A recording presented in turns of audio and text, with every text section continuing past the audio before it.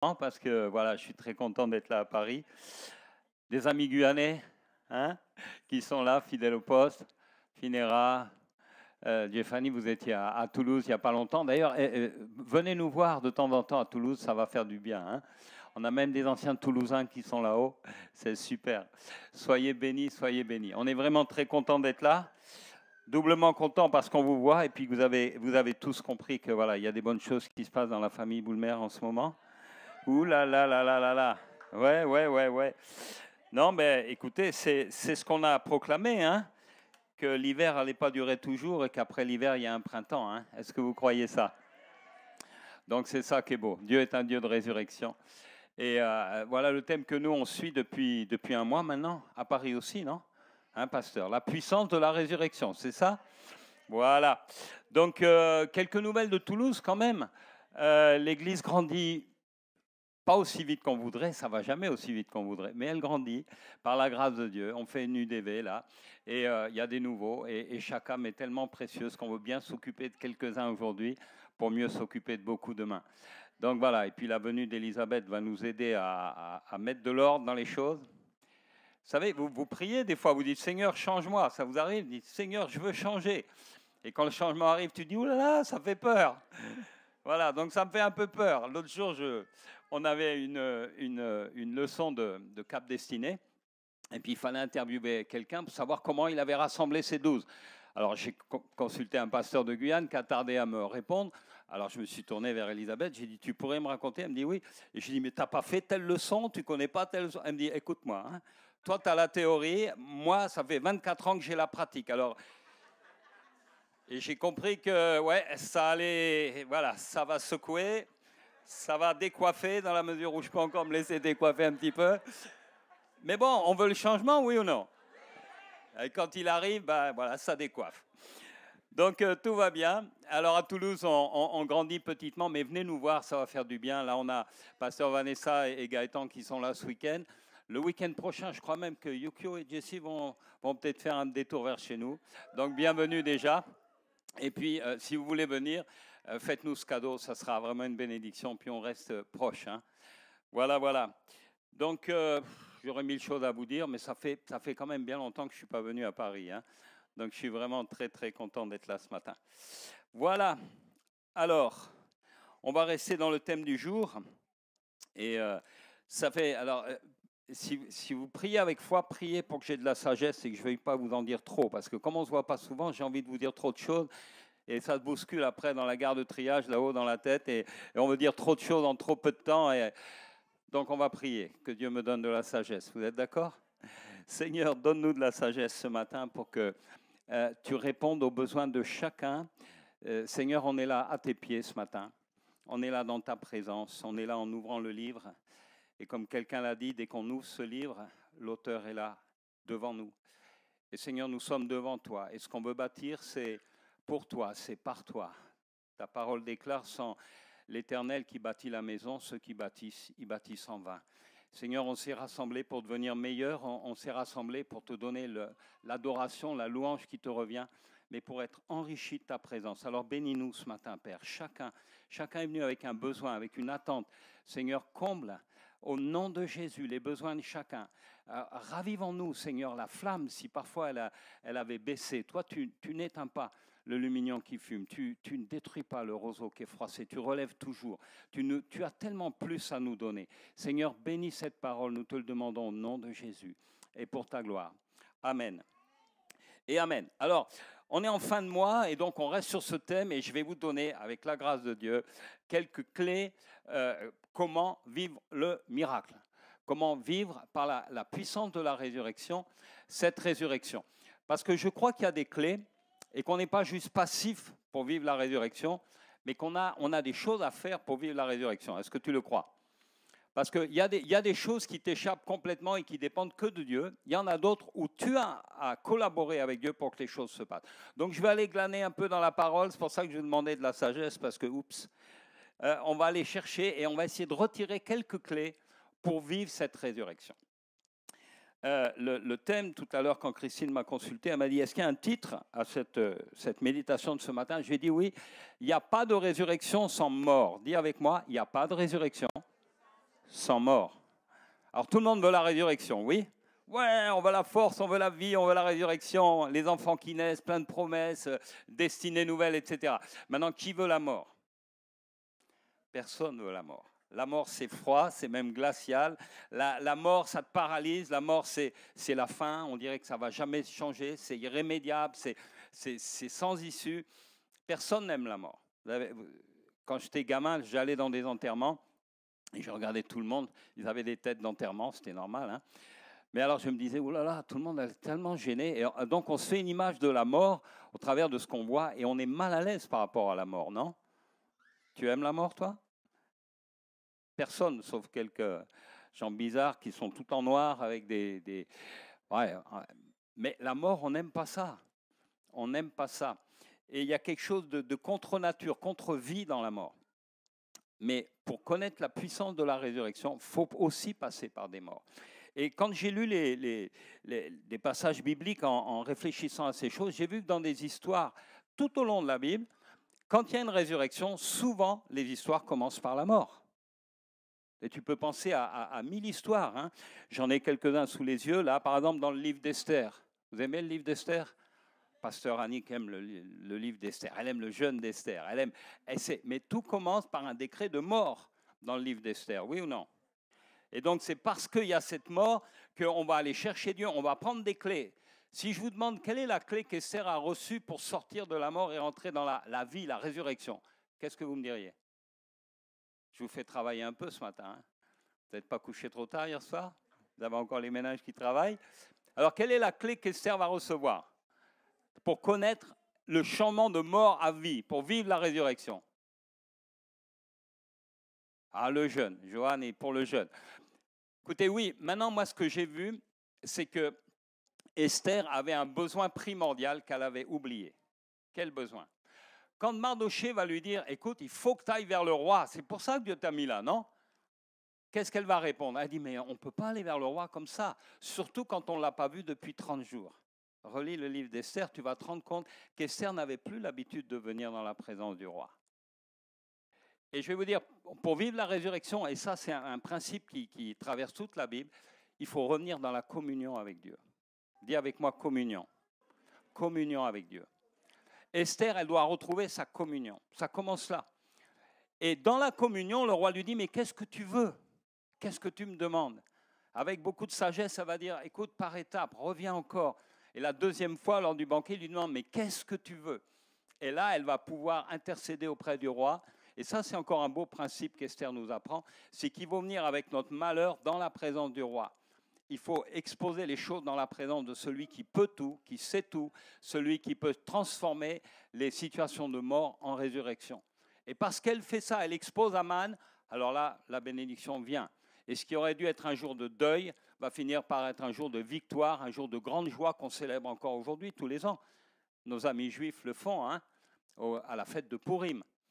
Et vous voyez là qu'il y a une transformation complète parce que Mardochée va recevoir l'anneau d'Aman et va retrouver ses richesses, va retrouver une autorité qu'il avait perdue parce que Esther a retrouvé cette clé. Mais ça commence par la mort. Prenez le livre de Ruth. On ne va pas parler de Ruth, on va parler de Noémie d'abord.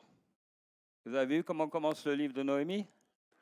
Elle a dû fuir son pays à cause de la famine. Et qu'est-ce qui se passe? Son mari meurt. Ses 2 fils s'étaient mariés, mais les 2 gendres vont mourir. La mort, la mort, la mort, elle est abattue. Et quand elle va repartir chez elle, elle va dire à ses 2 belles-filles, eh bien, écoutez, vous allez rester là, il n'y a pas d'avenir pour vous. Mais Ruth va démontrer une détermination à rester collée à Noémie. Et en faisant comme ça, eh bien, elle va changer la situation. Le livre de Ruth commence dans la mort, mais il finit par quoi? Qu'est-ce qu'il y a à la fin du livre de Ruth? Il y a un bébé qui naît, pas n'importe quel bébé, un bébé qui va engendrer plus tard jusqu'à David et qui va descendre jusqu'à la lignée du Messie. Commence par la mort, ça finit par la vie. Vous pouvez prendre tous les exemples comme ça. Vous pouvez, dans l'Ancien Testament, encore Joseph, il vit une espèce de mort. Il descend, il descend, il descend. Il est vendu comme esclave, il est trahi, il est abandonné, il est emprisonné, il est tout ce que tu veux. Mais à un moment, la résurrection va venir. Et en un jour, parce que je crois que Dieu accélère les choses. Dans notre histoire avec Élisabeth, on s'est rendu compte que Dieu accélérait beaucoup les choses, même d'une manière qui nous surprend, qui nous décoiffe, et puis qui nous secoue. Vous croyez ça? Moi, je crois que Dieu veut accélérer les choses en ce moment, grandement, et veut changer des situations. Mais il n'y a pas de résurrection s'il n'y a pas d'abord la mort. Et dans tous ces exemples-là, on pourra en prendre plein, hein, j'en ai plein sous les yeux, ça commence toujours dans la mort. Parce que pour connaître les résurrections, nous, on se rappelle la fin de l'histoire à chaque fois, mais il faut d'abord qu'il y ait une situation de mort. Et donc, tu vas regarder les situations de mort ou les épreuves ou les moments difficiles autrement, parce que tu sais que Dieu est le Dieu de la résurrection. Et donc, est-ce que quelqu'un est dans l'épreuve en ce moment? Un jour, on a eu un pasteur qui est venu à Cayenne et nous disait, si vous n'êtes pas dans l'épreuve, vous venez de sortir d'une épreuve, ou rassurez-vous, vous allez vite vers une épreuve, mais l'épreuve fait partie de la vie chrétienne. Est-ce que tu le savais? Voilà, je suis porteur de bonnes nouvelles ou de mauvaises nouvelles? Mais la bonne nouvelle, elle commence toujours par une mauvaise nouvelle. Même l'évangile, qui est le plus beau des messages, commence à dire, tu es pécheur, tu es séparé de Dieu. Oh. Oui, mais Dieu a pourvu. Et maintenant, écoute la bonne nouvelle. Au travers de Jésus-Christ, tu peux être sauvé, pardonné, réconcilié avec Dieu. Mais ça commence par une mauvaise nouvelle. Et donc, ce pasteur nous disait, l'épreuve, on en sort, on est dedans, ou on y va, mais elle fait partie de notre vie. Est-ce que tu es d'accord avec moi? Et vous savez pourquoi il y a tellement de gens qui décrochent dans la vie chrétienne? Parce qu'ils n'ont pas intégré ça. Ils veulent recevoir le bien de Dieu, mais ils ne veulent pas recevoir le mal. Quand vous lisez le livre de Job, et c'est un livre qui m'a soutenu quand moi je suis passé par ma vallée difficile, dans le livre de Job, on lit quelque chose qui peut-être je ne sais pas si ça vous a échappé ou peut-être que vous y êtes arrêté, mais dans le chapitre 2, quand sa femme, à Job, après son épreuve, va lui dire, mais maintenant, maudis ton Dieu et meurs, qu'est-ce que tu attends encore? Job 2,10, on lit, mais il lui répondit, tu parles comme une femme insensée. Et écoute ce qu'il dit. Peut-être tu l'as déjà noté, peut-être tu l'as stabilo-bossé dans ta Bible. Mais il dit quoi? Nous recevrions de Dieu le bien et nous ne recevrions pas aussi le mal? En tout cela, Job ne pécha point par ses lèvres. Et tu sais, on nous a tellement vendu un évangile où quand on est dans le Seigneur, tout va toujours bien. Il faut que tout aille bien tout le temps. Que dès que le mal arrive, on dit, mais qu'est-ce qui se passe? Et il y a des prédicateurs, moi j'en ai entendu, et juste quand je venais de passer par le deuil, qui disaient, tu passes par des difficultés, manque de foi. Tu as un problème de finance, manque de foi. Tu as un problème au niveau de la santé, manque de foi. Tu as un problème au niveau de la famille, manque de foi. Et toi, tu es là et tu dis, bam, une baffe de plus, un coup sur la tête de plus. Et au lieu d'être édifié, tu es découragé. Et tu te dis, waouh, je manque de foi. Ça ne construit pas, ça n'édifie pas, ça ne tire pas vers le haut, ça te détruit. Et Job est en train de nous dire qu'il faut être prêt à recevoir le bien. Et tout le monde aime recevoir le bien, non? Tu aimes recevoir le bien? Amen. Quand le bien vient, on est content. Mais quand le mal arrive, comment on réagit? Comment tu réagis? Comment je réagis? Et c'est là, vous savez ce qu'a dit Job, il a dit Dieu a donné, Dieu a repris, mais que le nom de l'Éternel soit béni. Et à la fin de ce livre de Job, je crois que c'est au chapitre 42, il va faire des reproches aux soi-disant amis de Job en disant, Job, mon serviteur, il n'a jamais mal parlé. Il a toujours glorifié Dieu. Glorifier Dieu quand ça allait bien, ça tout le monde aime le faire, mais glorifier Dieu même quand ça allait mal. Donc les situations de difficulté, de mort, de découragement, de déprime, de circonstances adverses, il faut apprendre à louer Dieu, même quand ça va mal. Est-ce que tu as déjà intégré ça? Est-ce que tu vis ça? Est-ce que quand l'épreuve arrive, tu es capable de dire avec Jacques, je regarde toute épreuve comme un sujet de joie parfaite parce que l'épreuve va accomplir quelque chose. Et oui, on veut la résurrection, mais Dieu veut, au travers de nos difficultés, nous amener à vivre quelque chose avec lui, communion avec Dieu déjà. Et il veut nous apprendre des choses au travers de cette épreuve pour que la résurrection puisse venir. Des versets qui m'ont soutenu quand ça n'allait pas toujours très bien dans ma vie, dans 1 Pierre 5 par exemple. 1 Pierre 5, je lis, le Dieu de toute grâce qui est en Christ vous a appelé, 1 Pierre 5,10 si vous voulez prendre la référence, Le Dieu de toute grâce qui, en Christ, vous a appelé à sa gloire éternelle, après que vous aurez souffert un peu de temps. Dis avec moi, un peu de temps. Un peu de temps. L'épreuve ne dure pas. Dans les 7 lettres que va écrire Jésus aux églises de l'Apocalypse, les 7 églises d'Asie mineure, il y en a une qui s'adresse à l'église de Smyrne. Et il va lui dire, ton épreuve va durer 10 jours. Dis avec moi, mon épreuve ne dure pas toujours. C'est bon de le savoir, non? Quand on est dans l'épreuve, de dire, ok, mon épreuve ne va pas durer toujours. Il y a quelque chose de plus grand, de plus élevé, de plus sublime à découvrir. Donc, je ne vais pas rester scotché mes yeux sur l'épreuve. Elle ne va pas durer toujours. Et là, il dit, après que vous ayez souffert un peu de temps, il va vous former lui-même. Dit former lui-même. Il va vous affermir lui-même. Il va vous fortifier vous-même. Et il va vous rendre inébranlable. Ça, c'est quand? C'est quand on a souffert un peu de temps. De la même manière, Paul, il va dire dans 2 Corinthiens 4, verset 17, « Car un moment de légère affliction produit pour nous, au-delà de toute mesure, un poids éternel de gloire. Aussi, nous regardons non point aux choses visibles, mais à celles qui sont invisibles, car les choses visibles, elles sont momentanées, et les invisibles, elles sont éternelles. » Tu sais que souvent, les gens s'attachent aux bénédictions plus qu'à celui qui bénit. Et parce qu'ils sont attachés aux bénédictions, dès qu'il y a un problème, ils lâchent tout. Ils lâchent leur confiance en Dieu maintenant, et ils lâchent la confiance en Dieu pour l'éternité. Tu es d'accord avec moi? C'est pour ça que même dans le livre du Deutéronome, par exemple au chapitre 8, on va nous rappeler, quand tu seras installé, quand tu auras ta maison, quand les vignes vont porter du fruit, quand tout ira bien, ne dis pas c'est par ma force que je me suis acquis ces choses. N'oublie pas l'Éternel. Et si on est trop léger dans notre attachement avec Dieu et qu'on s'attache qu'aux bénédictions, le jour où il y a un problème, tout craque. Parce qu'on a oublié la leçon. Il ne faut pas qu'on oublie. Donc on souffre pour un peu de temps, on souffre. Là, on a lu une légère affliction. Légère affliction. Mais il dit c'est pour un temps, ça ne dure pas toujours, et c'est pour nous connecter aux choses qui sont éternelles. Parce que les choses visibles, elles sont passagères. Les choses invisibles, elles sont éternelles.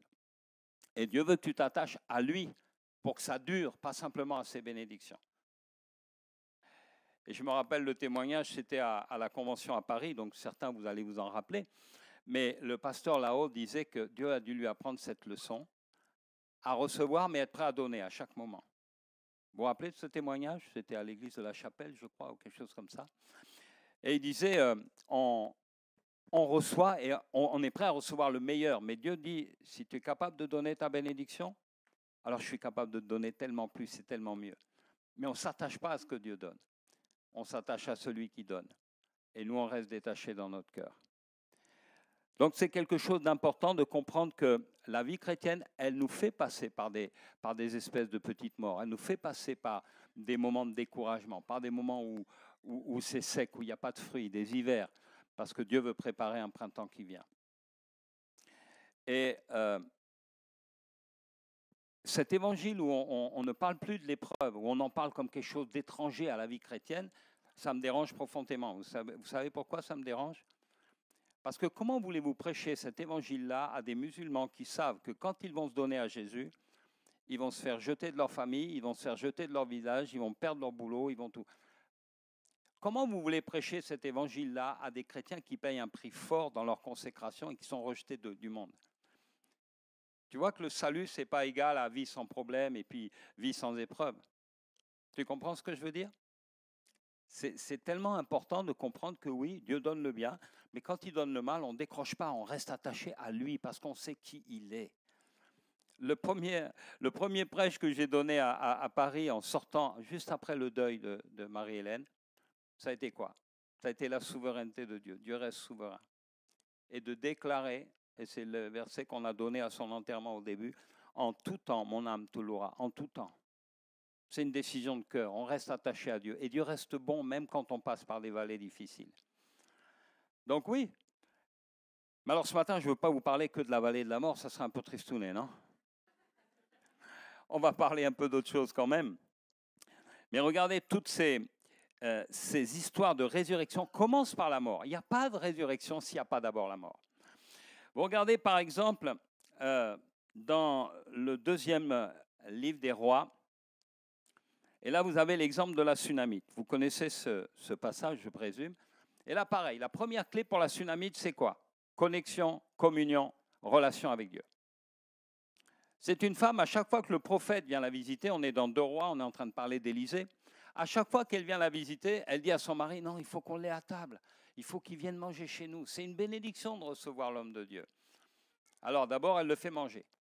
Puis après, elle dit à son mari, on va aller plus loin, on veut l'accueillir, on voudrait aller, on va pousser les murs, on veut faire une chambre haute pour le serviteur de Dieu. Communion plus grande, intimité encore plus avec le Seigneur.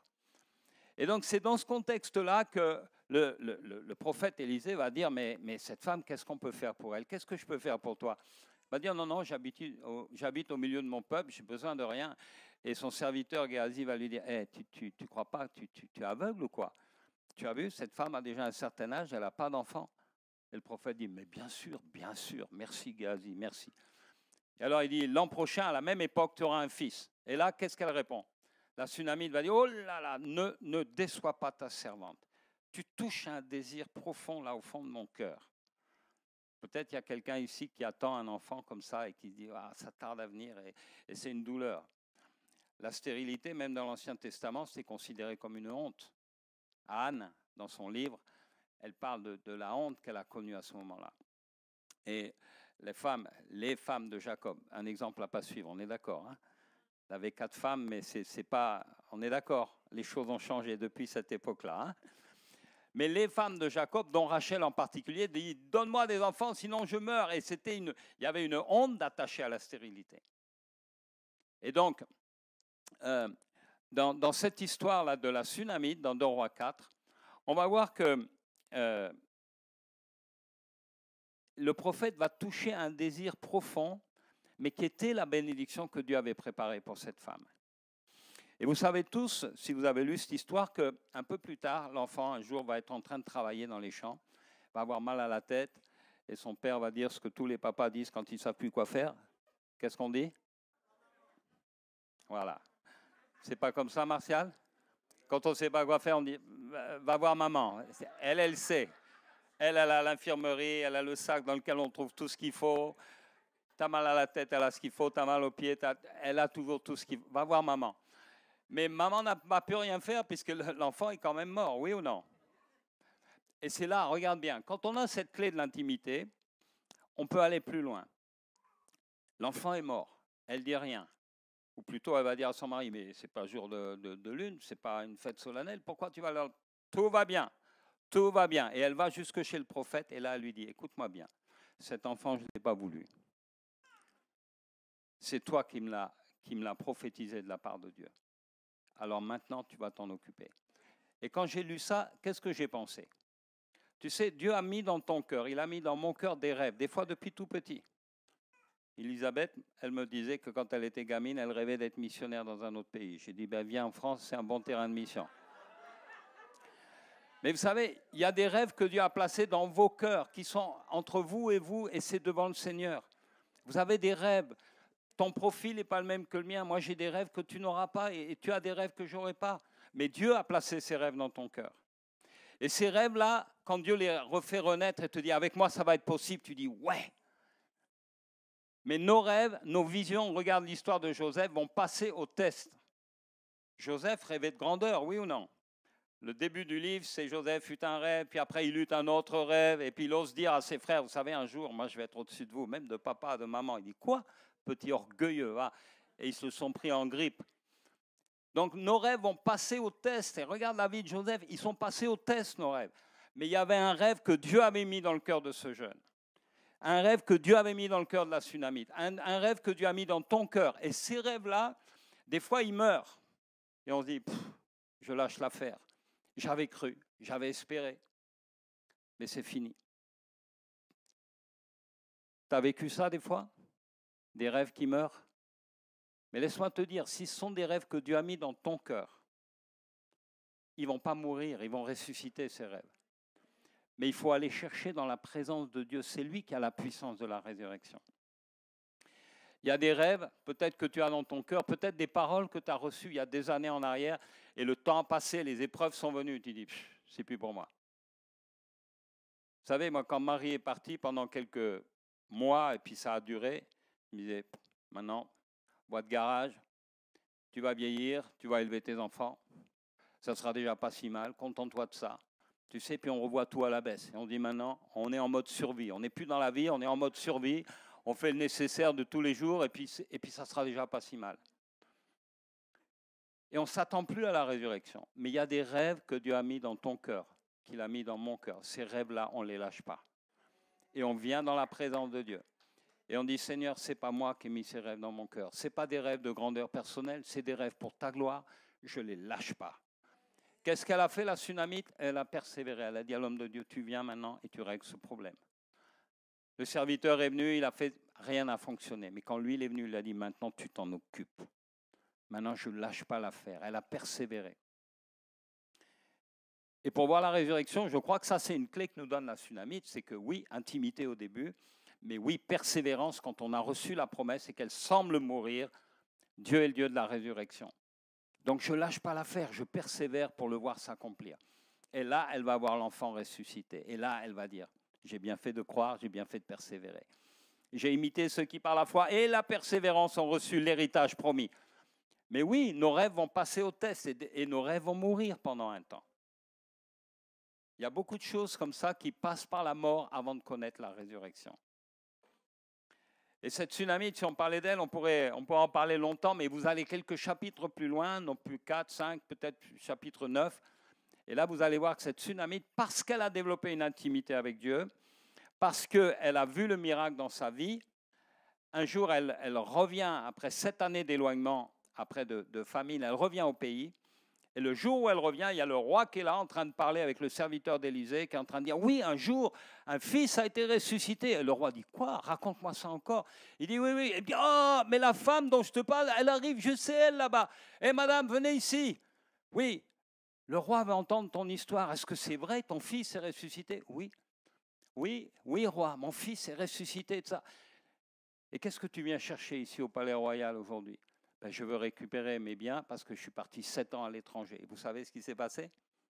Les amoureux de la Bible, vous le savez déjà. Ouais, c'est une belle histoire ou c'est pas une belle histoire? C'est une histoire, c'est le mot que j'avais dans mon cœur ce matin, de restitution. Tu crois que Dieu peut restituer? Il peut te redonner ce que tu as perdu? Il peut ressusciter ce qui est mort? Moi, je crois que Dieu est capable.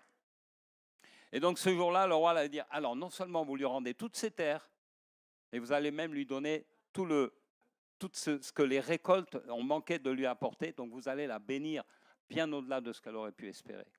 Et elle repart bénie ce jour-là. Puissante de la résurrection. Donc, on a des clés à recevoir pour vivre la résurrection.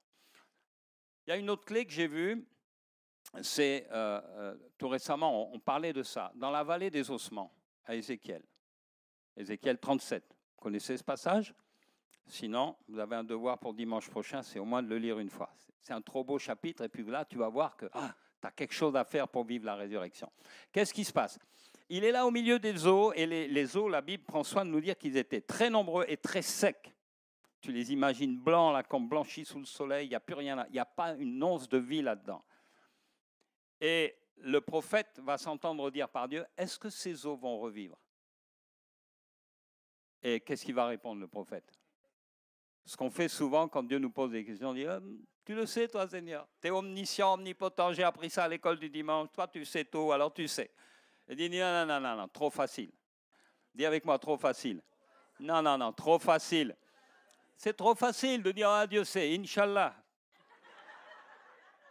Tu es un peu fataliste comme ça? Oh, il va arriver ce qui arrivera. Non, pas Inch'Allah. C'est ce que toi, tu vas décider de vivre. Tout à l'heure, quand le pasteur Patrice est arrivé, il a dit on va être prophète dans nos familles. Les choses ne sont pas faites d'avance. Dieu collabore avec nous, oui ou non, pour qu'on vive la résurrection. Donc il dit, tu vas prophétiser. Tu vas prophétiser. Et tu vas dire aux autres de venir et de se rassembler. Et quand il parle, il est surpris parce qu'il voit les os s'entrechoquer, il voit les nerfs se former, la chair se former. Et à la fin, c'était une armée qui était puissante qui s'est levée. Il a fallu une deuxième étape. Vous savez que ça s'adresse, Ézéchiel 37, d'abord à Israël. D'abord résurrection physique. On vient de fêter les 75 ans d'Israël, il y a quelques jours, 2 jours peut-être. Mais aussi une résurrection spirituelle qui va venir maintenant. Et ça, c'est extraordinaire. Quand on va voir les Juifs pleurer sur Jésus en reconnaissant qu'il était le Messie, quand on va les voir pleurer sur tout le mal qu'ils ont dit de Jésus, de voir l'esprit de grâce, de supplication qui va venir sur eux, ils vont pleurer sur lui comme on pleure sur le deuil d'un fils premier-né. Quand ils vont reconnaître Jésus comme les frères de Joseph ont reconnu Joseph, ils vont beaucoup pleurer. Mais il y aura une résurrection spirituelle d'Israël. Et déjà, aujourd'hui déjà, il y a beaucoup de Juifs qui viennent à la foi et qui reconnaissent Jésus comme Messie. Beaucoup, beaucoup, beaucoup, beaucoup. Et tous ceux qui sont amoureux d'Israël viennent à la fin de l'année en voyage, évidemment. Bon, c'était une parenthèse. Mais si vous voulez, inscrivez-vous encore, hein, il est temps. Ça va être super. Mais on va voir que Dieu nous montre un principe là. C'est que la résurrection, elle vient quand je laisse mon cœur être transformé, je laisse ma vision être transformée et quand je laisse mes paroles être transformées. Tu veux vivre la résurrection? Non. Est-ce que tu veux vivre la résurrection? Ok, alors change de langage. D'accord? Viens dans la présence du Dieu très saint et dis comme Ésaïe. Au lieu de dire, ouais, tu as vu les problèmes, tu as vu ça, il y a malheur à moi, parce que mes lèvres sont impures. Je veux changer ma manière de parler, Seigneur. Je veux déclarer les choses. Alors prophétise, dis au Saint-Esprit, dis à l'Esprit, viens, des 4 vents, souffle des 4 vents. Et pendant qu'il a fait ça, le Saint-Esprit les a remplis. Donc la puissance de résurrection, elle est aussi dans notre bouche, parce que Dieu nous a créés à son image avec cette capacité de libérer la vie au travers de nos paroles. Comment tu parles de ta famille, de ton couple, de tes enfants, de l'Église? Comment tu parles? Tu veux vivre la résurrection? Il faut que tu prêtes ta bouche à déclarer des bonnes choses de la part de Dieu. Yes, c'est un principe qu'on connaît bien dans la vision, mais c'est important de se le rappeler. Alors, qu'est-ce que je peux encore sortir de ces principes, de ces histoires de la parole, des histoires de résurrection? J'ai lu dans Luc 8, 49, vous connaissez cette histoire de Jairus, le chef de la synagogue. Enfin, il a attiré l'attention de Jésus. Enfin, Jésus vient chez lui, il commence à marcher vers sa maison, il dit, ça y est, la vie, la résurrection va rentrer. Et en chemin, qu'est-ce qui se passe? Une femme malade qui vient et qui attire toute l'attention sur elle et qui fait perdre du temps. Et il sort sa montre. Non, il n'y avait pas de montre à l'époque. Mais il se dit, waouh, le temps passe. Mais bon, d'accord, je suis content que cette femme ait été guérie. Ça fait le buzz dans tout le village, c'est super. Mais moi, ma fille, elle est en train de mourir. Et pendant qu'il pense à tout ça et que le miracle se passe chez cette femme, quelqu'un vient le voir et lui dit, c'est trop tard. Tu as déjà pensé, c'est trop tard? Tu as déjà pensé, je suis trop vieux? Tu as déjà pensé, ça ne m'arrivera plus? Tu as déjà pensé, j'ai raté le coche? Tu as déjà pensé ça? En te comparant aux uns aux autres, en voyant ce que d'autres ont vécu, peut-être des bénédictions, en disant, ah, je suis passé à côté, moi c'est fini, moi je ne le vivrai plus. C'est trop tard. Et tu sais, quand on te dit c'est trop tard, et que tu attends la résurrection, laisse-moi te dire, il y a des pleureurs qui viendront avec toi et qui viendront te dire, c'est vraiment trop tard, on est vraiment passé à côté, c'est fini, on ne le vivra plus. Et ces gens-là, tu vas apprendre à les mettre dehors, d'accord? Parce qu'on n'a pas besoin de pleureurs quand on veut vivre la résurrection. On a besoin de gens qui nous parlent de la vie. On a besoin de confessions positives. On a besoin de gens qui nous ouvrent des perspectives, nous ouvrent des horizons, ouvrent des portes que personne ne pourra fermer, parce qu'on n'écoute pas les pleureurs qui nous tapent sur l'épaule en disant « Mon pauvre petit, ce qui t'arrive, c'est dramatique. » Peut-être c'est dramatique, mais avec Dieu, c'est jamais trop tard. Dis avec moi, c'est jamais trop tard. Jamais trop tard. Où c'est qu'il y a un... Ça, c'est le temps qui reste. Hein. Aïe, aïe, aïe, je croyais que c'est le temps que j'avais juste commencé à... Donc, voilà. Il faut que je garde un œil dessus. Est-ce que vous croyez que Dieu est le maître du temps? Quand vous lisez l'histoire de la multiplication des pains, dans Jean 6, au verset 6, sauf erreur, vous allez voir que Jésus leur dit, donnez-leur vous-même à manger. Qu'est-ce qu'ils vont dire? En se grattant la tête, on dit, mais Seigneur, c'est un peu dingue ce que tu nous demandes là. D'abord, on n'a pas assez de sous, puis ensuite, où c'est que tu veux faire du pain pour autant de gens là? 5000 hommes, sans compter les femmes, les enfants, impossible. Impossible, les gars, hein? On dit tous la même chose, c'est unanime, impossible. Et la Bible dit quoi? Elle dit, Jésus dit cela pour les éprouver, mais il savait d'avance ce qu'il allait faire. Est-ce que tu crois que Dieu sait d'avance ce qu'il va faire dans ta vie, même quand tu passes par la difficulté? Tu sais où on se rappelle ces versets qu'on aime bien confesser? Toutes choses concourent ensemble au bien de ceux qui aiment Dieu. On aime se rappeler qu'il y a des choses qu'on n'a pas vues, qu'on n'a pas entendues, qu'on n'a même pas pensé, mais que Dieu va accomplir pour nous. Ou Éphésiens 3,20 qui nous dit que Dieu va nous donner infiniment au-delà de tout ce qu'on a pu penser ou demander. On aime penser à ça, mais des fois on se dit c'est trop tard. Mais Jésus savait d'avance ce qu'il allait faire. Quand tu vois dans Jean 13, quand Jésus est en train de laver les pieds de ses disciples, Pierre, vous connaissez Pierre, qui parle vite et fort là tout le temps, il dit « Ah non, non, non, pas moi Seigneur, moi je suis différent des autres, moi ». Et quelque part, il est un peu différent, c'est vrai. Moi, je n'ai jamais compris pourquoi dans 1 Corinthiens 15, on nous dit qu'il s'est montré à Pierre et aux 12. Et qu'est-ce qu'il a de si spécial, ce Pierre, pour que certains en aient fait le premier pape là, de l'histoire? Quand même. Mais là, il voulait encore se singulariser. Ah non, pas moi. Moi, non. Moi, tu ne me fais pas ça. Si je ne fais pas ça, tu n'auras aucune part avec moi. Alors, pas que les pieds, Seigneur, tout entier. Vas-y, vas-y, baigne-moi, douche-moi maintenant. Pierre, tu es un peu excessif, non? Et il lui dit quelque chose qui m'a toujours attiré l'attention. Il dit, ce que je te fais maintenant, tu ne le comprends pas, tu le comprendras plus tard. Tu te rappelles de ça? Donc, quand tu passes par des moments de découragement, de mort, de difficulté, dis-toi une chose. Un, Dieu sait d'abord il sait d'avance ce qu'il va faire. Et deux, ce que tu ne comprends pas maintenant, tu le comprendras plus tard. Je vous assure que quand je vois la tournure de ma vie, de notre vie, de famille, maintenant, notre histoire avec Elisabeth, comment ça se passe, je me dis, mais même dans le meilleur des scénarios, moi, dans ma tête, je n'aurais jamais pu prévoir quelque chose d'aussi beau. Mais quand ça m'est arrivé, quand j'ai perdu Marie-Hélène, je dis, Seigneur, là, je ne comprends pas. Je ne comprends plus. C'est tellement contraire à tout ce que j'ai pensé, tout ce qu'on a prié, tout ce qu'on s'est uni. Je ne comprends pas. Je ne comprends pas. Mais ce que tu ne comprends pas aujourd'hui, tu le comprendras demain, plus tard. Donc Dieu est bon. Et c'est là qu'il ne faut pas décrocher. C'est là que beaucoup disent, ah, moi j'envoie tout promener. Seigneur n'est pas fidèle. Je vous l'ai déjà dit, je pense, parce que ça m'a tellement marqué. Mais j'aime ma Bible. Si vous ne le saviez pas, j'aime ma Bible. J'aime le déclarer, j'aime ce livre. Il a changé ma vie. Mais pendant 2 semaines et demie, quand Marie-Hélène est décédée, je ne l'ai même pas ouverte.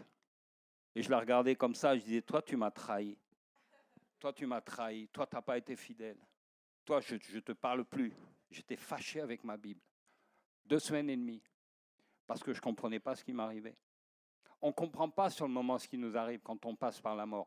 Mais dis-toi une chose, dès que tu passes par une situation de mort, tu devrais dire, je devrais dire, parce que je ne suis pas plus que vous, on est tous ensemble dans le même bateau, je suis candidat pour une résurrection qui vient. Mais on l'oublie. Ouais, on peut donner gloire à Dieu, plus fort encore alors. Si on l'adore, merci Seigneur. Merci Seigneur. Parce que Dieu reste fidèle. Et quand je passe par la mort, eh ben, je suis candidat pour une résurrection qui vient. Alors je reste fidèle, je reste attaché au Dieu, parce qu'il est vraiment le Dieu de la résurrection. Je ne comprends pas, ça ne fait rien Seigneur, tu restes bon. Et tu as en réserve quand même le meilleur pour moi qui est à venir. Parce que Dieu est bon. Dieu est bon? En tout temps? En tout temps, Dieu est bon. God is good all the time. Qu'est-ce que je peux encore vous dire? Si, par rapport aux paroles négatives, j'aurais pu, parce que ça c'est un passage qui m'a encore marqué, que j'ai relu, si ce n'est pas ce matin, c'était hier. Est-ce que vous avez entendu parler du bâton d'Aaron? Ouais, tout le monde va connaître ça bêta, non? Qu'est-ce qui t'arrive? C'est toi la Guyanaise qui est choquée? Ah non, quand même. Ah ben moi aussi ça me fait bizarre de dire quelques mots comme ça, hein? C'est pas tous les jours maintenant. Mais ça fait du bien. Un peu de chaleur guyanaise quand même. Mais alors qu'est-ce qui se passe? Vous avez la révolte de Corée, vous devez être dans Nombre 17 ou quelque chose comme ça, vous vérifierez dans vos Bibles. Et là, il y a Corée, Dathan, Abiram. Il sait, ouais, pourquoi que Moïse et pourquoi Dieu? Et ils se révoltent contre Dieu. Et vous savez le jugement qui est tombé sur eux? Il a dit, écartez-vous, parce que Moïse va dire, s'il meurt de la même manière, de la manière naturelle, c'est que je ne suis pas prophète de Dieu. Mais si Dieu a parlé par ma bouche, vous allez voir ce qui s'est passé. Et qu'est-ce qui s'est passé? La terre s'est ouverte et 250 rebelles sont partis avec Corée, avec Dathan, Abiram. Ils sont tous morts. Et tu te dis, waouh, maintenant c'est bon. Les gars vont rentrer dans leurs petits souliers et vont dire, oh, on obéit à l'Éternel, Dieu est saint, on ne fait pas n'importe quoi, on parle plus mal. Eh bien non, le chapitre d'après, ils viennent en disant, ouais, c'est ta faute Moïse, ils sont morts. Moïse dit, quoi? Mais tout à l'heure, il y avait une parole qui disait, hey, tu veux être serviteur de Dieu, tu veux servir, laisse-toi former par le Seigneur. Parce que quand tu es en cette position-là de leadership, tu en prends plein la tête. On t'accuse de tous les maux, on soupçonne des mauvais mobiles, on croit que tu fais ça par intérêt, machin, truc, trac. Donc laisse-toi former pendant que tu peux, parce que quand les responsabilités commencent, après, ça peut aller très vite. Et Moïse dit, mais qu'est-ce qu'ils me disent? Moi qui ai tué ces gens, mais moi je suis le premier, j'ai intercédé. Relisez Exode 32, 33, pour ce peuple, je l'aime, j'ai des projets pour lui, je le défends devant lui. Vous dites que c'est à cause de moi qu'ils sont morts? Mais non, moi j'aurais voulu éviter ça, j'aurais voulu qu'ils aient plus d'humilité, qu'ils comprennent que si je suis dans cette position d'autorité, ce n'est pas parce que je l'ai choisi, c'est parce que Dieu me l'a demandé, c'est tout. Je fais du mieux que je peux avec mon cœur devant Dieu, ce qui est juste. Et il murmure. Il murmure, et il murmure. Dieu tape du poing sur la table et 14 700 personnes vont mourir ce jour-là. Oh! Et Dieu va dire ensuite, alors, Aaron vient se tenir devant Dieu, ils font un sacrifice et la plaie s'arrête. Mais Dieu dit maintenant, on va régler les comptes. Et il dit, vous allez tous donner un par tribu, vous allez mettre un bâton et on va voir ce qui se passe d'ici demain matin. Vous connaissez cette histoire? Vous aimez cette histoire, non? Moi, j'aime. Parce qu'il y a une sanction qui vient à cause de la désobéissance et surtout du murmure. On néglige souvent de dire, oh, c'est pas grave, un petit gossip par là, une petite blague par là, on parle mal, mais c'est important devant Dieu de faire attention à comment on parle. On laisse trop vite notre bouche lâcher des corbeaux au lieu de lâcher des colombes. Et là, la sanction de Dieu vient, et le lendemain matin, sur les 12 bâtons, il y en a un qui est différent des autres. Qu'est-ce qu'il a? Il a quoi? Il a des bourgeons, il a des fleurs et il a du fruit. En une nuit. Est-ce que tu crois que Dieu est capable de faire ça? Et ça a été comme un témoignage du Dieu de la résurrection qui a été gardé là, au sein de l'arche, sous le propitiatoire, avec la manne, avec les 10 commandements. Il y avait le bâton d'Aaron. Le bâton d'Aaron, qui représente prophétiquement, évidemment, la mort et la résurrection de Jésus, mais qui est là pour nous rappeler que Dieu peut, un bois qui est mort, dans lequel il n'y a plus de sève, il n'y a plus rien, il est capable de lui donner et des bourgeons, et des fruits, et des fleurs, en une seule nuit. En une seule nuit. Dieu est le Dieu de la résurrection. Ah, 2 secondes. Il faut que je prie en 2 secondes. 1 seconde, trop tard. Qu'est-ce qu'on fait? Mais on conclut quand même, parce que sinon, ça ne le fait pas. Après, vous n'allez plus m'inviter après. Il va être trop bavard, ce pasteur de Toulouse, là, maintenant. Mais, écoutez, ce qui est vraiment important, et je redis, dans notre histoire avec Élisabeth, je crois que Dieu peut accélérer les choses, mais tellement grandement qu'on en reste encore tout surpris. Et moi, je voudrais ce matin que tu attrapes cette pensée. J'avais 2 pensées sur mon cœur. Si tu passes par une épreuve, dis-toi, ça ne va pas durer toujours. On ne le sait pas quand on est dedans. On trouve le temps long. Peut-être il y en a qui soupirent après un mariage, peut-être après un enfant qui tarde à venir, peut-être après une solution qui tarde à venir, et peut-être je ne sais pas, peut-être tu élèves tes enfants et tu es toute seule ou tout seul, plutôt toute seule souvent, et tu te dis, waouh, mais est-ce qu'il n'y a pas une porte de sortie pour moi? Il n'y a pas. Je dis, patiente. Et continue à confesser des bonnes choses, parce que Dieu reste un bon papa. Et tout ce que tu apprends là dans ton épreuve, tu sais, c'est ce que nous dit Jacques, il nous dit, regardez toute épreuve comme un sujet de joie parfaite, parce que c'est là qu'on apprend la patience et la persévérance. Mais la résurrection, elle vient. Elle vient. Il faut que tu l'attendes, il faut que tu la confesses, que tu la visualises. Et puis, je voulais aussi dire que, au travers de nos morts, de nos périodes de découragement et tout ça, Dieu veut nous rappeler que ce qui compte le plus, ce qui est essentiel pour nos vies, c'est un attachement à lui. C'est un attachement aux choses éternelles. Et ça, c'est plus important que tout. Tu pourras être béni sous toutes les coutures, financièrement, au niveau santé et tout, avoir tout ce que tu veux sur la terre et quand même perdre ton âme. Et devant Jésus, ce qui compte d'abord et surtout, c'est que tu restes attaché à ton salut. C'est ça la vie éternelle, c'est le connaître et rester attaché à lui. Le connaître dans une intimité. Et souvent, Dieu est obligé de nous faire passer par des difficultés pour qu'on se rappelle de ça. Le pasteur Dominique l'a dit tout à l'heure, on va se marier dans 6 jours maintenant. On compte, hein? C'est le compte à rebours qui est déjà là. Est-ce qu'un mariage, c'est beau? Est-ce qu'un mariage, c'est un nouveau commencement? Est-ce qu'un mariage, c'est porteur d'espoir? Waouh! Le pasteur Dominique va peut-être nous demander, comme il fait à chaque couple, et combien de bébés vous voulez? Et là, on dit, oh. Pourquoi vous riez? On ne sait pas si on en veut 4 ou 5 ou 10.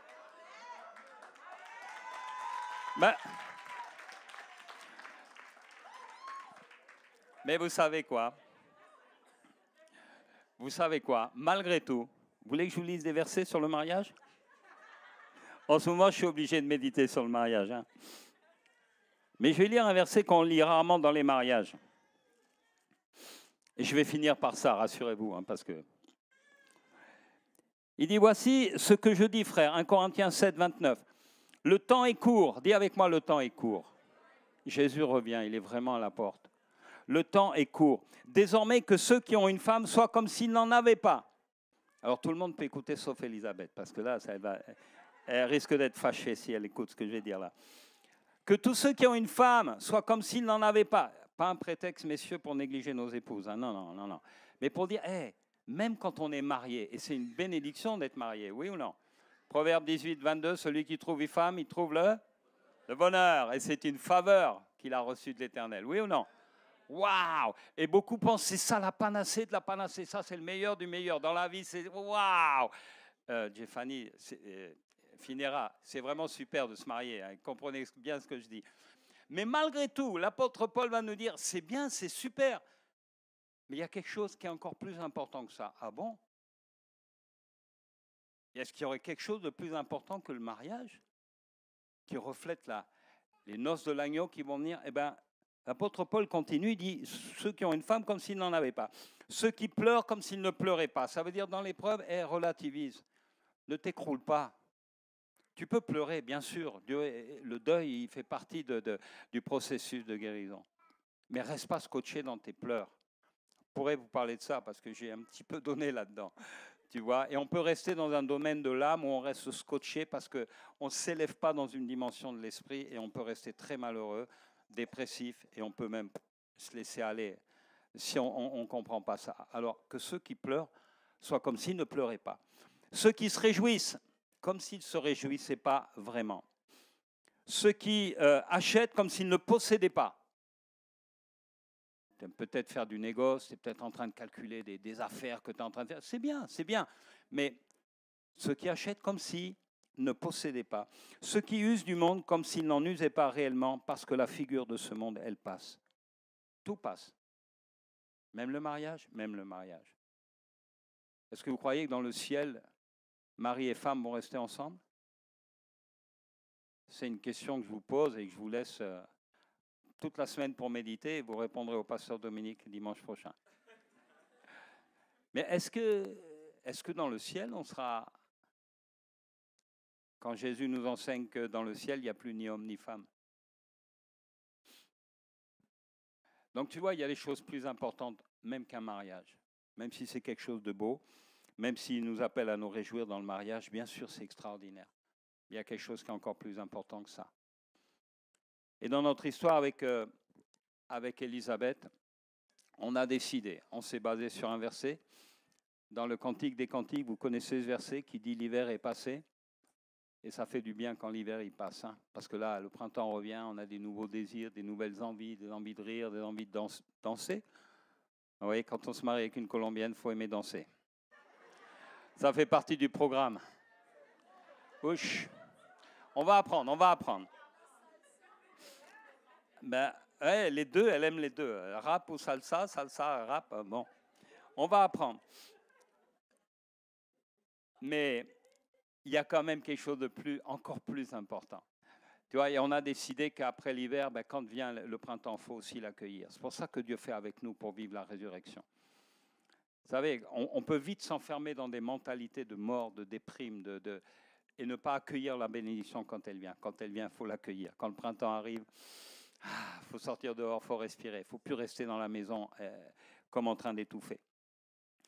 Et un verset qui va marquer notre mariage samedi prochain, c'est dans Osée, au chapitre 2, versets 16 et 17, où il est dit que, vous savez, Osée 2, 16, et là je finis de finir, je suis un disciple du pasteur Dominique, donc quand il dit je finis, après il finit de finir, après il finit de finir, et alors là c'est vraiment, ah ouais, là je suis à moins 7. 7 c'est le chiffre parfait, je peux continuer un Bible. Non, j'arrête. Mais Dieu dit dans Osée 2, au verset 16, il dit, je t'ai emmené au désert pour parler à ton cœur. Et des fois, on passe par le désert et on ne comprend pas. Mais là, Dieu dit, là, dans le désert, tu vas comprendre que ta vallée d'accord, c'est-à-dire la vallée de tourment, la vallée où tu as connu la tristesse, le deuil, la difficulté, Dieu dit, je vais te rendre tes vignes et je vais la changer maintenant en une porte d'espérance. Et notre désir, bien sûr, c'est d'être heureux dans notre relation ensemble, c'est que la famille soit bénie, c'est que l'Église soit enrichie. Mais qu'en toute chose, notre histoire, ça sert à bénir les autres. Dieu a fait un miracle de résurrection dans notre vie. Et ma prière, c'est que vous viviez dans d'autres domaines ou dans celui-là, des miracles de résurrection également. Est-ce que je peux vous inviter à vous mettre debout? Et j'ai cru voir un mouvement du groupe de louanges, donc je pense que... Ah, il y a peut-être le pasteur Dominique qui veut prendre la parole. Mais je voudrais t'inviter à fermer tes yeux pendant un moment. Et si par cas, quelqu'un ce matin n'avait pas encore donné pleinement sa vie à Jésus, n'avait pas l'assurance de son salut, je crois que c'est une belle journée pour ça. Une journée de dire, peut-être j'ai connu des difficultés, et moi je ne te présente pas un évangile en te disant ce matin, tu viens à Jésus et tout sera toujours rose. Non, non, non, tout n'est pas toujours rose. Mais on a cette assurance quand on se donne à Jésus que maintenant on est réconcilié avec le Père. On est pardonné. On est enfant de Dieu. On croit à celui qui a déclaré « Je suis la résurrection et la vie. Celui qui croit en moi, il vivra quand même, il serait mort. » Je vous ai dit, je suis porteur aussi de mauvaises nouvelles. Je suis venu vous annoncer qu'un jour vous allez mourir. Vous le saviez? Bah ouais, moi aussi. Donc il vaut mieux se préparer. Non, c'est important. Donc je vous invite juste à fermer vos yeux et peut-être si quelqu'un n'a pas l'assurance de son salut, je vais t'inviter juste à te manifester, à lever ta main en disant « moi j'ai besoin ce matin de faire la paix avec Dieu. » Personne n'est dans ce cas-là? Tout le monde est en paix avec Dieu déjà? C'est super. En tout cas, il y a un frère qui a la main levée, et même pour un frère, peut-être d'autres qui n'ont pas osé lever la main, on va prier pour lui un moment. Seigneur, je prie pour cet ami, pour que vraiment il reçoive l'assurance de ton salut. On a chanté ta fidélité, et Seigneur, la seule chose sûre dont on peut être absolument certain dans ce monde, c'est de ta fidélité. C'est de l'amour que tu nous as manifesté en Jésus. Et nous prions, Seigneur, que ce matin, cette espérance de la vie éternelle vienne s'ancrer dans son cœur, qu'il te reçoive pleinement et que ça soit un nouveau départ dans sa vie. Père, nous te le demandons au nom de Jésus et pour ta gloire. Amen et amen. Maintenant, pour des amis qui sont là et qui passent par l'épreuve ou qui peut-être trouvent le temps long et ont du mal à se dire qu'est-ce qui se passe, j'aimerais juste que tu fermes tes yeux et j'aimerais qu'on prie ensemble. Seigneur, nous prions ce matin pour qu'on soit affermis en toi. On prie qu'on ne devienne pas des chrétiens légers qui sont en train de courir après les bénédictions et qui oublient. J'aime tellement ce chapitre 8 du Deutéronome où tu dis, Seigneur, quand les choses iront bien, quand les choses se passeront bien, tu n'oublieras pas l'Éternel, ton Dieu. Seigneur, on n'est pas le héros de notre vie, c'est toi le héros de notre vie. Tout seul, c'est une illusion, on est incapable de rien accomplir et tout ce qu'on a, c'est toi qui nous l'as donné. Alors pourquoi on s'en glorifierait? Seigneur, nous te donnons toute la gloire et nous avons décidé de faire de toi le héros de notre vie. Nous ne sommes pas les héros de notre vie, Seigneur, c'est toi. Et nous voulons te rendre toute la gloire ce matin et prier. Père, si quelqu'un avait perdu de vue ta grandeur, ta beauté, ton amour de Père, ce matin, redonne la vision.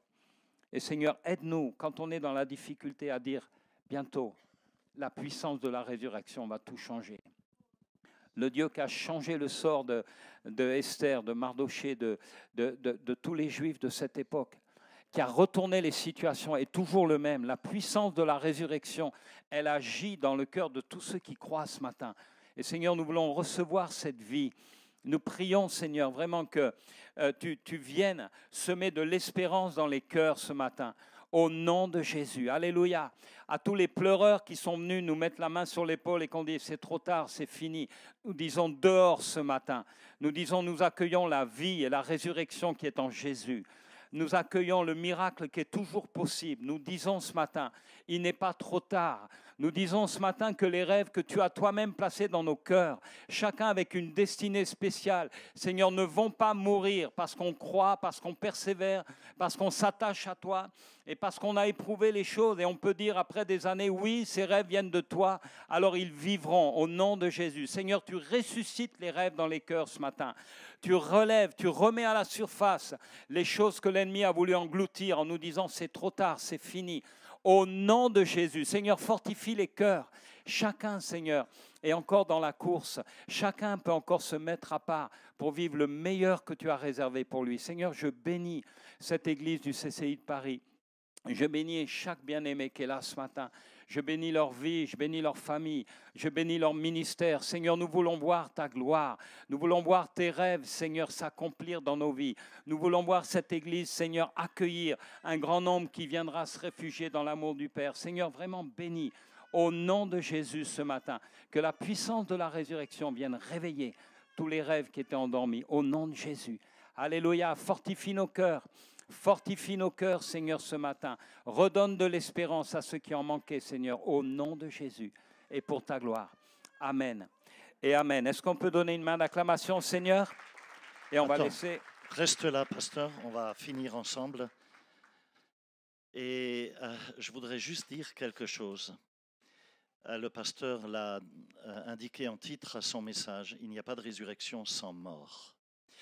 Et la résurrection n'aurait pas pu être célébrée non plus si la mort de Jésus n'avait pas été une réalité, s'il ne s'était pas livré sur la croix.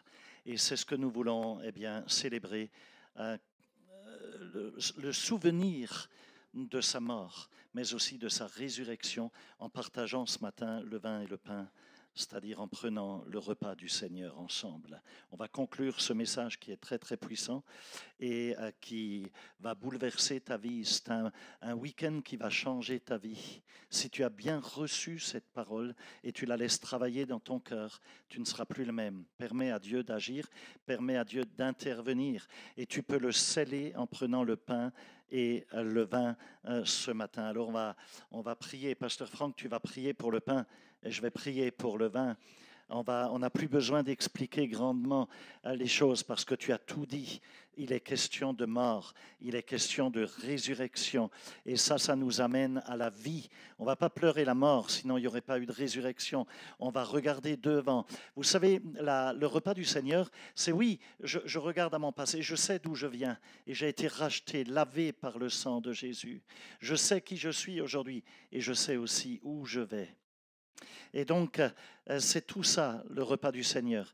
Mais tu peux sceller ta résurrection. Il y a une résurrection qui doit se faire dans un domaine. C'est peut-être un rêve, c'est peut-être au niveau de tes émotions, au niveau de l'amour, au niveau de ton couple, au niveau de ta famille, au niveau des finances, que sais-je? Mais tu dois faire confiance ce matin au Seigneur et tu peux le sceller. On a vu des gens prendre le repas du Seigneur au moment où ils l'ont pris, ils étaient guéris. La puissance de Dieu est tombée sur eux à ce moment-là. Donc prends-le ce matin avec détermination, comme un pacte que tu fais avec le Seigneur dans la foi. Ne dis pas « ouais, je ne suis pas digne ». Non, non. Écoute, tu le prends par la foi et tu dis « Seigneur, c'est à cause de toi que je peux le prendre. C'est par grâce. Et je crois, et ce matin, je fais un pas de foi et je marche dans l'obéissance de ta parole. Je décide d'obéir aujourd'hui et de te servir, de te plaire, d'obéir à ta parole, de me nourrir de ta parole qui est la nourriture de mon âme. Je ne veux pas laisser mon âme se dessécher.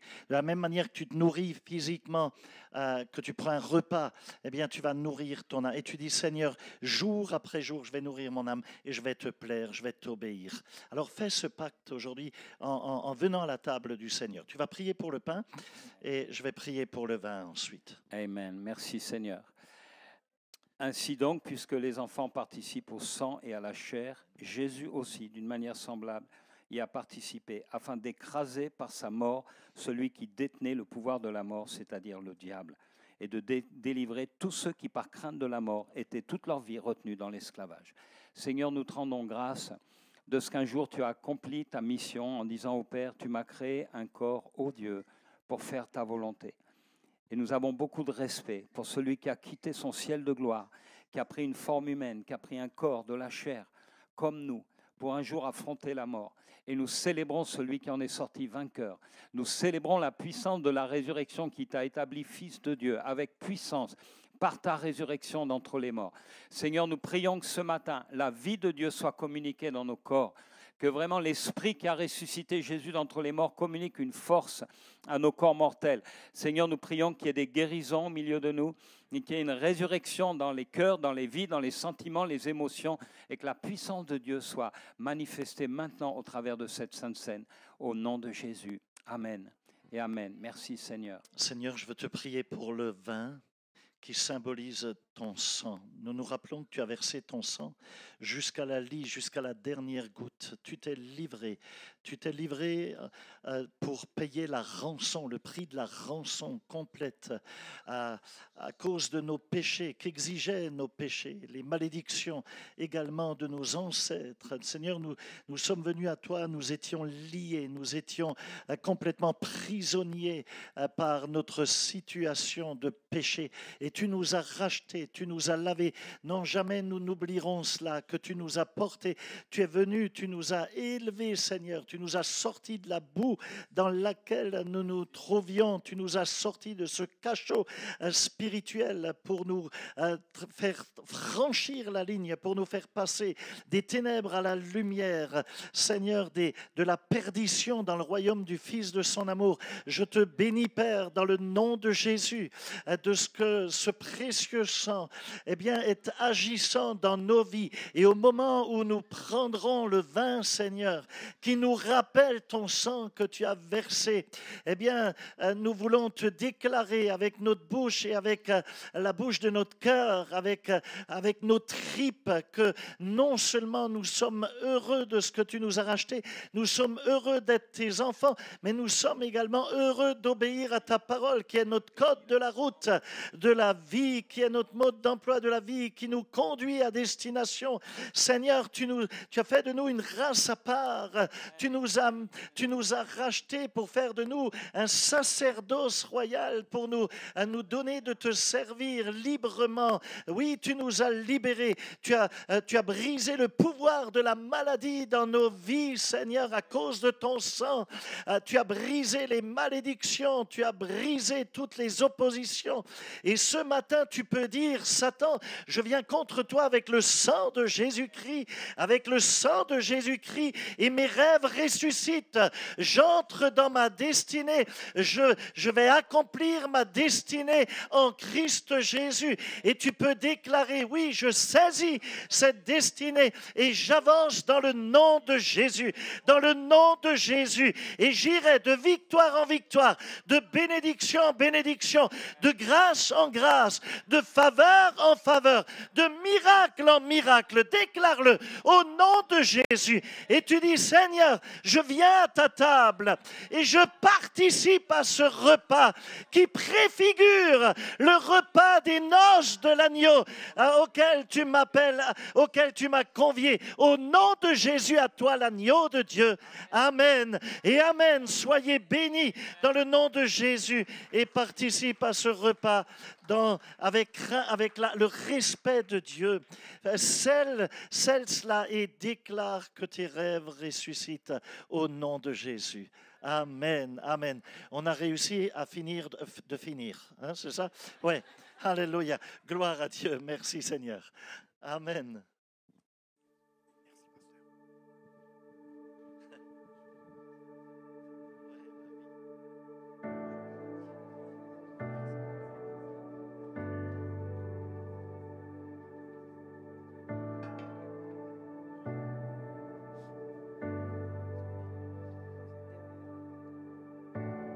Je ne peux revenir en arrière, ni contrôler ce qui vient demain. Mais je sais que là tout au centre,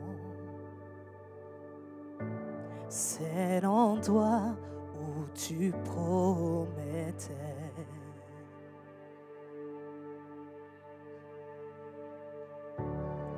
Je sens un vide, si tu n'es pas là, viendras-tu me retrouver? Ce que je veux, c'est tout de toi, viendras-tu me retrouver?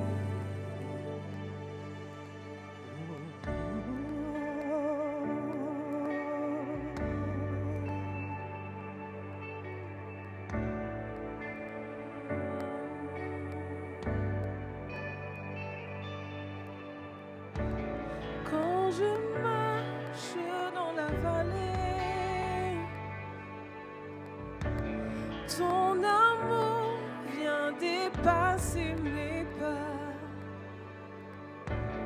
comme le soleil anime l'ombre. Dans ma faiblesse, ta gloire apparaît. Oh, je sens un vide, si tu n'es pas là, viendras-tu me retrouver? Oui, ce que je veux, tout de toi, c'est tout de toi, viendras-tu me retrouver? Je n'ai qu'un vide, je sens un vide, oh, si tu n'es pas là, viendras-tu me retrouver? Viendras-tu? Oh, ce que je veux, c'est tout de toi, tout de toi, viendras-tu me retrouver?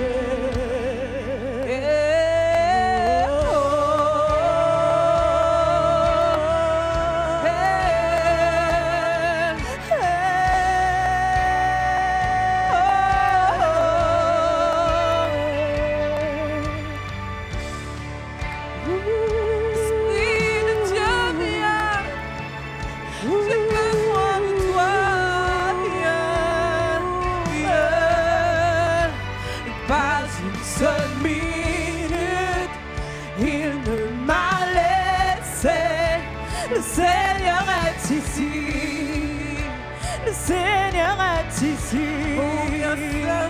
Oh bien Saint-Esprit, les eaux secs revivent.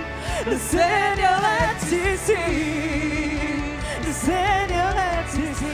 Pas une seule minute, Pas une seule minute. tu as toujours été là. Il ne m'a Le laissé. Seigneur est Le ici. Seigneur est ici. Le Seigneur est ici. Le Seigneur est ici. Alors les eaux secs revivent. Oh bien Saint-Esprit, Saint-Esprit, les eaux secs ce qui était mort revivent. Le Seigneur est ici. Le Seigneur est ici. Le Seigneur est ici. Oh.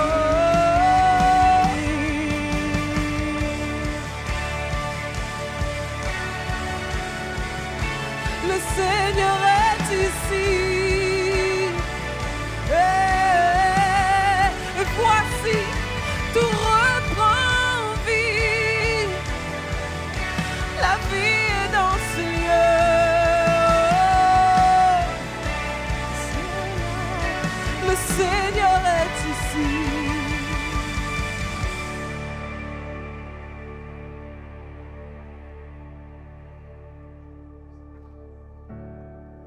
Je sens un vide. Si tu n'es pas là, viendras-tu me retrouver?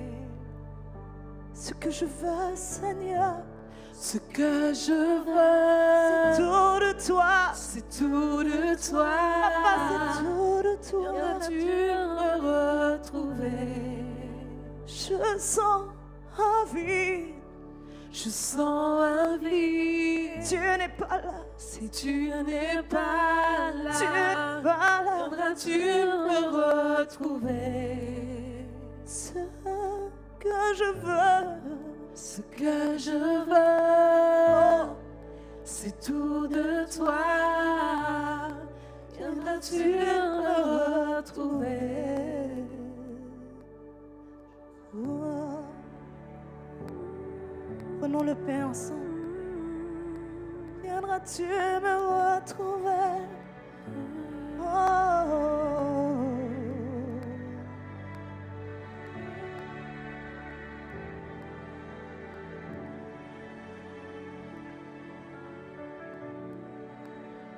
Et prenons ensemble le vin.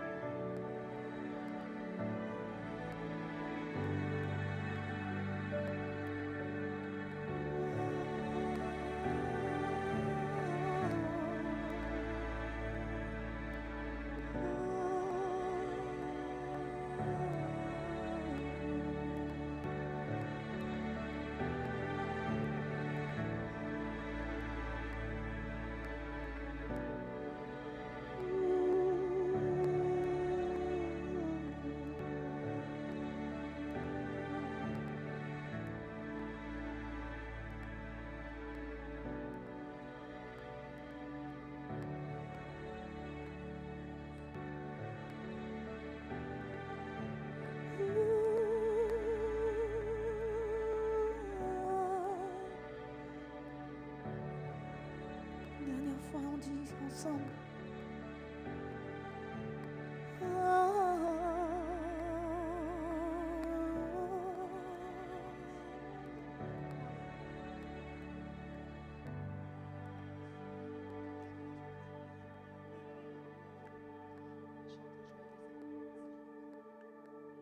Alléluia.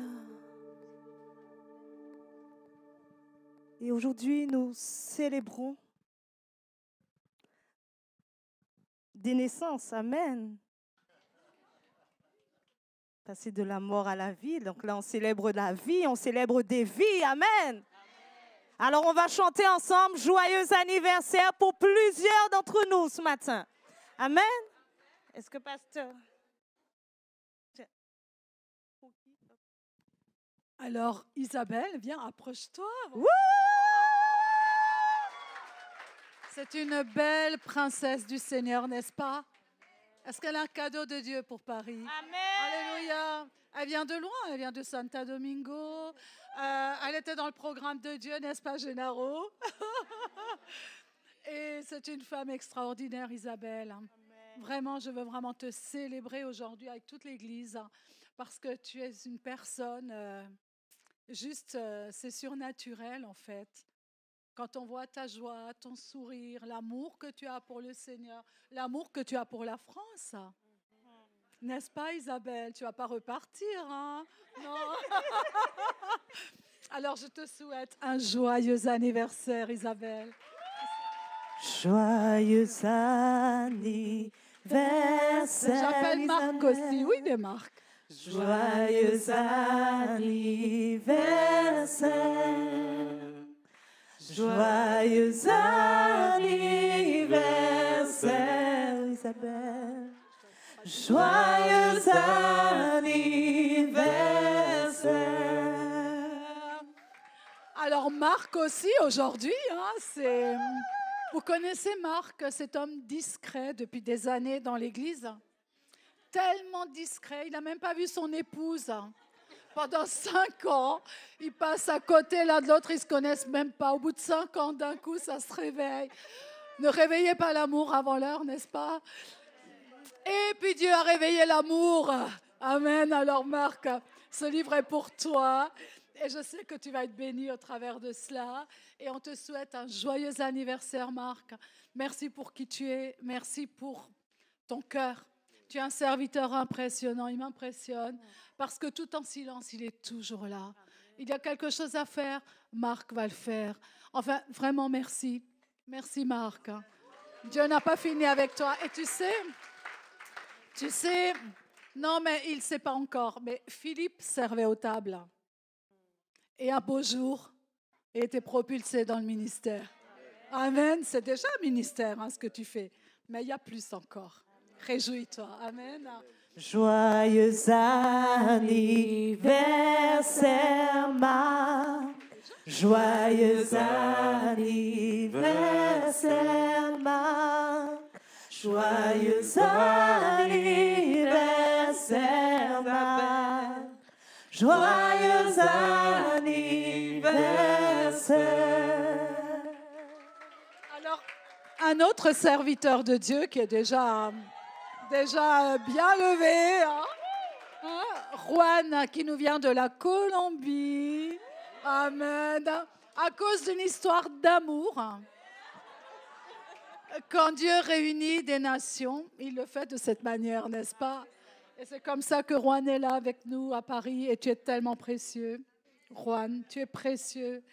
Et à chaque fois qu'on te voit, même les filles de l'église, elles parlent de toi. Parce qu'elles disent qu'est-ce qu'il est beau. Mais si, pasteur, le garçon qui est toujours beau. J'ai dit, mais c'est qui le garçon? Ah, tu parles de Juan? Oui, pasteur. Alors, on va te chanter joyeux. Il a déjà mangé le gâteau au Kids Club. Ils ont mangé le gâteau. Joyeux anniversaire, quoi? Joyeux anniversaire, quoi? Joyeux anniversaire, quoi? Joyeux anniversaire.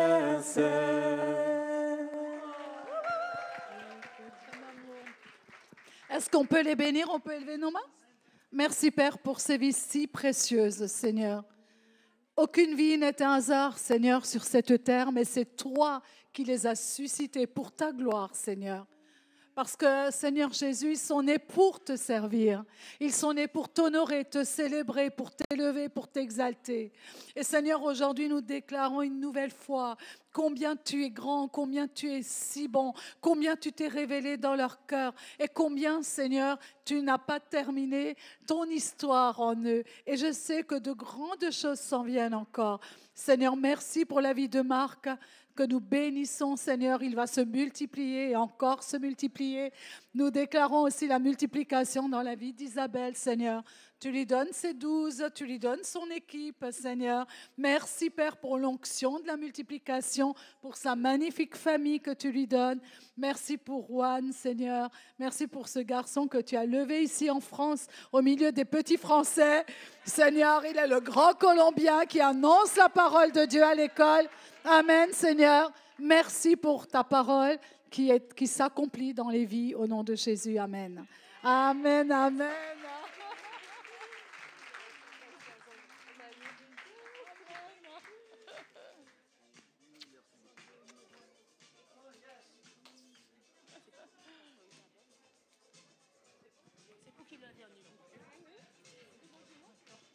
J'ai encore un bouquet là.